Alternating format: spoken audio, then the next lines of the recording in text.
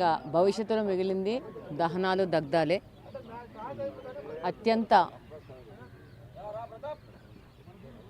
Education సిస్టంలో PPP విధానం అనేది చాలా స్వాగతించాల్సిన విషయం.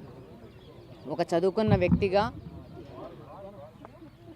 కాలేజీల నిర్వహణ, ముఖ్యంగా మెడికల్ కాలేజీల నిర్వహణ ఎంత కష్టతరమో అవగాహన ఉన్న మనిషిగా నేను పీపీపీ విధానాన్ని సందర్భంగా సమర్థిస్తున్నాను. ఈరోజు మెడికల్ కాలేజీలు కట్టడం అంటే ఇన్ఫ్రాస్ట్రక్చర్ కట్టేసి ఉండడం కాదు. మెడికల్ కాలేజీ నిర్వహణ అంటే ప్రజలకు మెడికల్ కాలేజీని, విద్యార్థులకు మెడికల్ సీట్లను అందుబాటులో తీసుకురావాలి అని అంటే దాని సమగ్ర నిర్వహణ అనేది ముఖ్యం.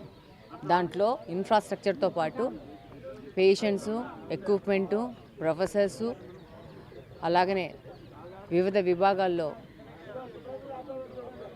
పరిపూర్ణంగా ఒక సిస్టమేటిక్గా చేయాల్సి ఉంటుంది. ఈరోజు వైసీపీ వాళ్ళు పీపీపీ విధానాన్ని కాదు దగ్ధం చేయాల్సింది, వాళ్ళ యొక్క పార్టీ ప్రభుత్వ అధికారంలో ఉన్నప్పుడు నిర్వహించిన విధానాన్ని దగ్ధం చేసుకుంటున్నారని సందర్భంగా తెలియజేసుకుంటున్నాను.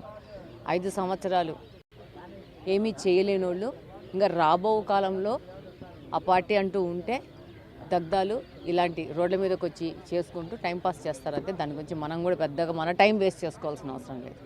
Thank you.